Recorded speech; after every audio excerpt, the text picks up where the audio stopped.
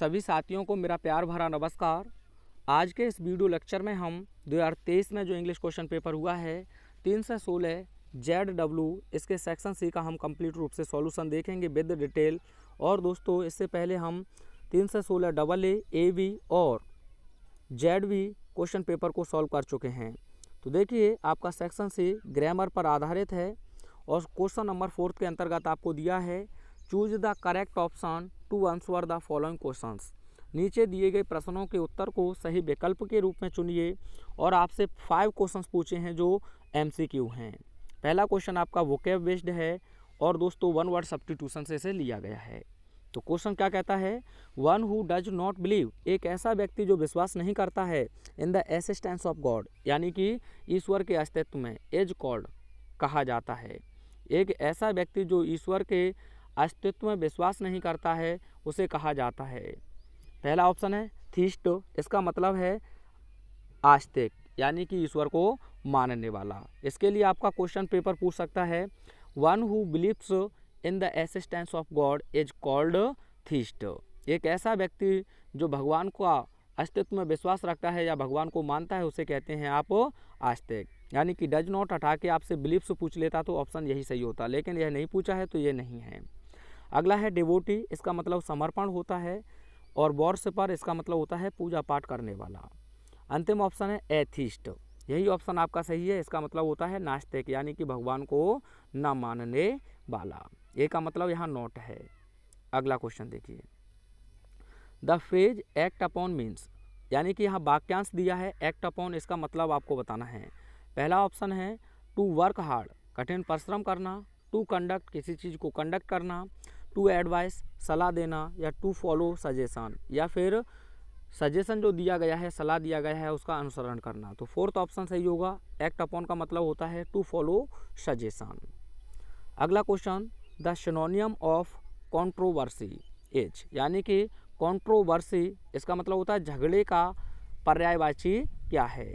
तो पहला ऑप्शन है फाइट, फाइट माने तो लड़ना होता है, यानी कि मुक्का मुक्की। एग्रीमेंट, एग्रीमेंट माने तो सहमति होती है, क्या होती है दोस्तों, सहमति। और डिस्प्यूट माने होता है झगड़ा। तो आपका थर्ड ऑप्शन सही हो जाएगा। और रिलोल्यूशन माने आप जानते हैं क्रांति होती है, तो थर्ड ऑप्शन इसका सही होगा। The antonym of better age, यानी कि बेटर का आपको विलोम शब्द बताना है।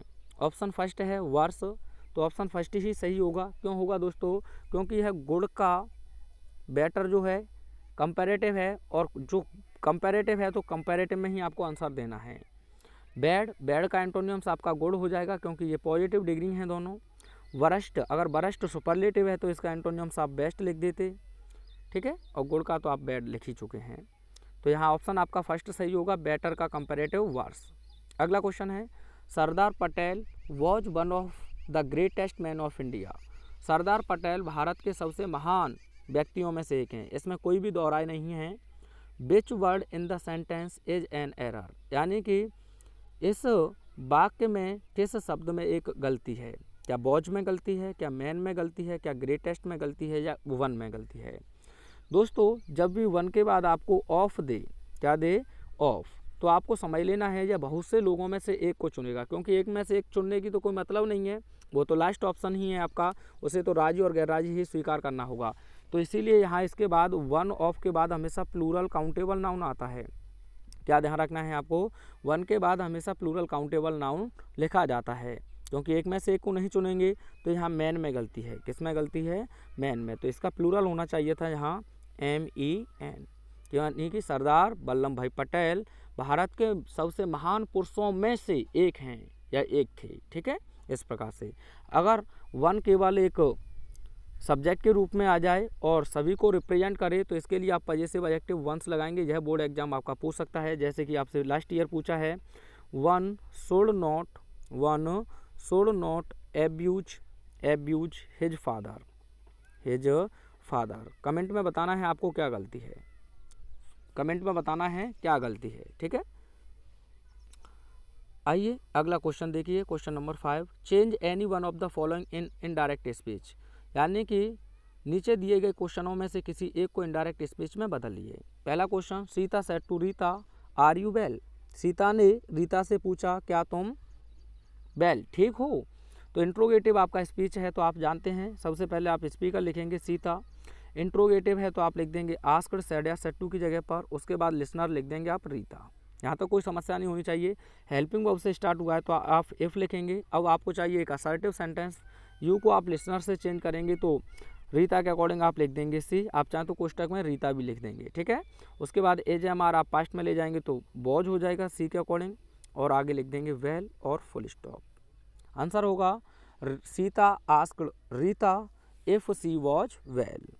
अगला क्वेश्चन है the shopkeeper said to me do not stand in front of my shop. यह क्वेश्चन मैंने पीछे भी कराया है तो आप देख चुके हैं, इम्परेटिव और इसमें मना किया गया है, डू नॉट से स्टार्ट हुआ है। तो सबसे पहले आप लिखेंगे द शॉपकीपर सेड या सेड टू की जगह पर आप लिख देंगे फॉरवर्ड, क्या लिख देंगे फॉरवर्ड। दूसरे प्रकार से भी बनाएंगे।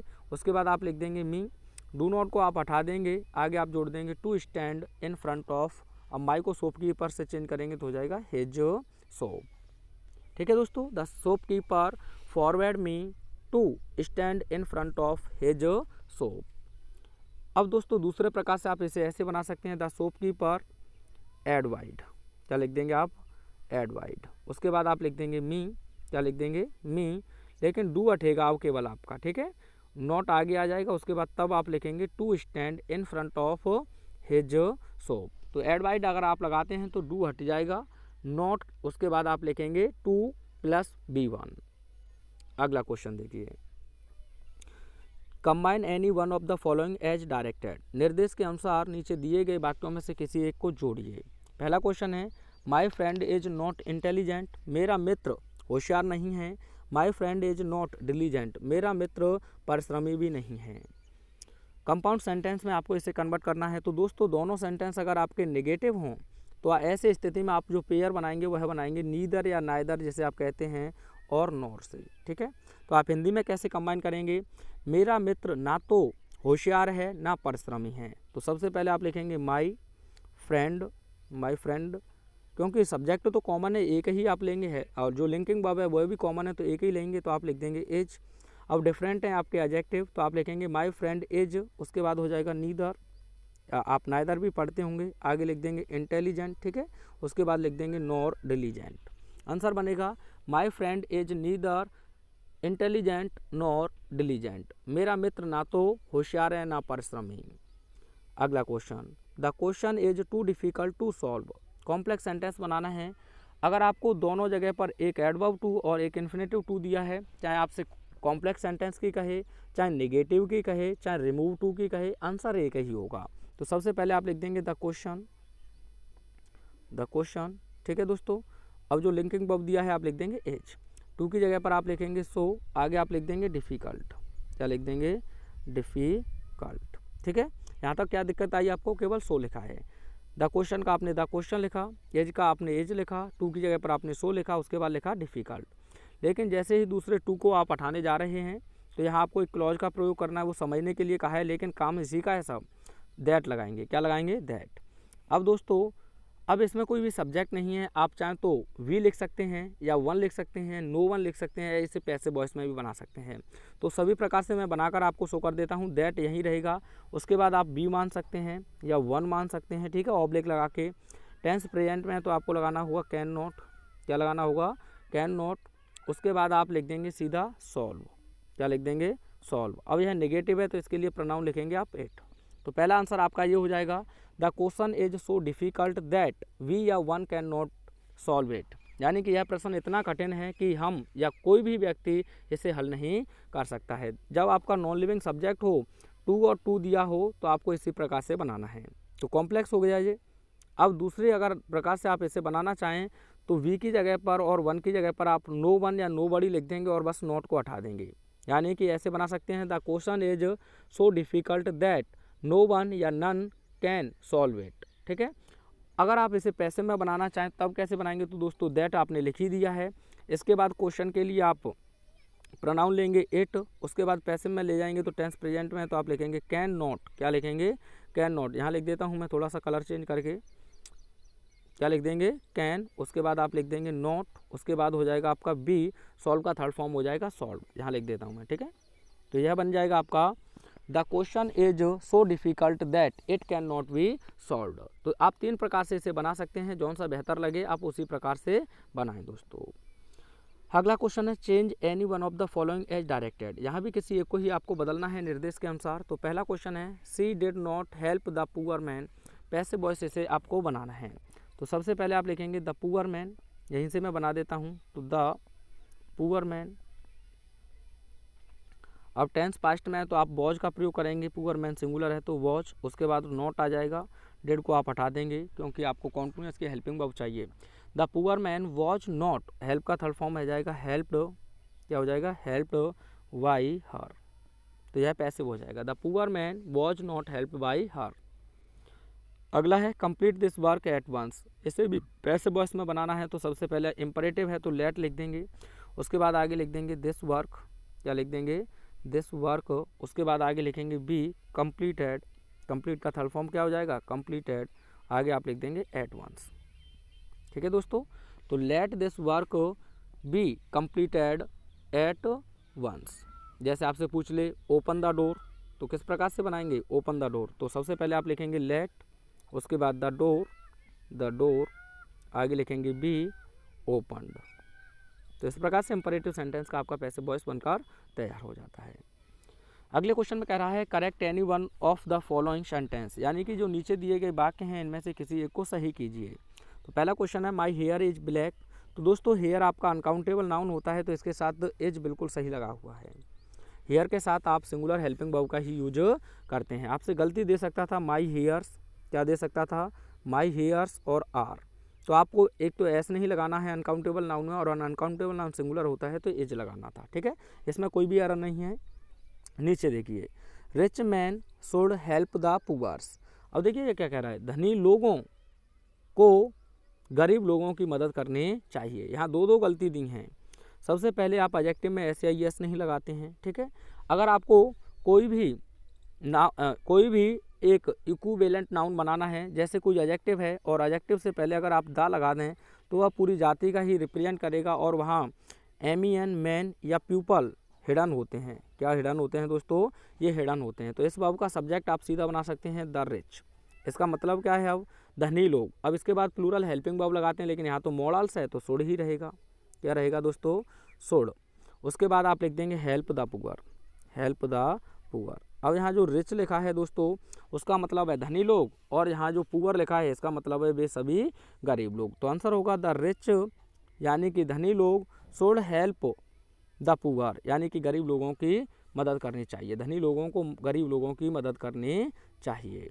तो आपको ध्यान रखना है जब भी द प्लस आपका एडजेक्टिव लिख दिया जाए, द प्लस एडजेक्टिव लिख दिया जाए तो आप वहाँ इसे प्लूरल मान लेंगे, और यहाँ आपका पीपल या मैन हिडन होता है तो आपको यहाँ इन एडजेक्टिव्स में कोई भी एस या ई एस लगाने की आवश्यकता नहीं है। तो the rich man should help the poor.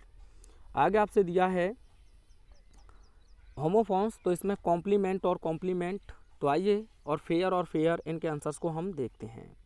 तो ये रहे, इससे पहले 2023 में ये क्वेश्चन में आपके आए हैं, ये 2022 और 23 में खूब पूछा है, इसे भी मैं करा चुका हूँ तो आप देख लीजिए। COMPLEMENT, इसका मतलब होता है पूरा। तो दिस वर्ब या this verb must take a compliment after it, यानी कि यह वर्ब इसके बाद अवश्य ही एक कॉम्प्लीमेंट पूरक लेगी या इसे लेना चाहिए, यानी कि इस क्रिया को इसके बाद अवश्य एक पूरक लेना चाहिए। तो यह आपका कॉम्प्लीमेंट हो गया। दूसरा है कॉम्प्लीमेंट, इसका मतलब होता है सम्मान। एनडीए में इसका सिनोनिम्स आपसे पूछा गया है, प्रशंसा के रूप में पूछा है, लेकिन किसके रूप में, प्रशंसा के। तो आप कहेंगे pay my best compliments to your father, अपने पिताजी को मेरी सबसे अच्छे सम्मान को अदा करें। ठीक है, इस प्रकार से आप लिख सकते हैं।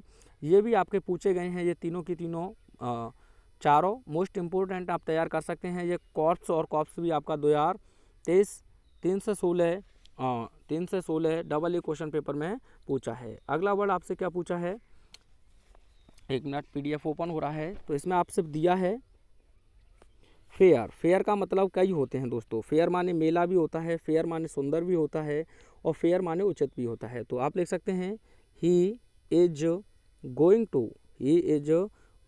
To see the fair. ठीक है, एक मिनट, फेयर, ठीक है, यानी कि वह मेला देखने के लिए जा रहा है। और दूसरे फेयर का मतलब होता है किराया। क्या होता है दोस्तों? किराया। तो 2016 में ये वर्ड पूछे गए हैं दोनों की दोनों, कितने में? 2016 में। तो आइए, आपने नोट डाउन कर लिया होगा। आप लिखेंगे इसके लिए, आप लिखेंगे what is the fare, what is the fare, what is the fare from Agra to Delhi, Agra to Delhi by train. आप चाहे तो बस लिख सकते हैं, कुछ भी लिख सकते हैं। व्हाट इज़ द फेयर, क्या किराया है, फ्रॉम आगरा टू दिल्ली, यानी आगरा से दिल्ली तक का, बाई ट्रेन, यानी कि ट्रेन के माध्यम से। आई होप अच्छे से आपको क्लियर हुआ होगा। आगे इसमें Hindi to English passage translation है। एक बार यूट्यूब पे सर्च करेंगे तो हमारा वीडियो आपको देखने को मिल जाएगा।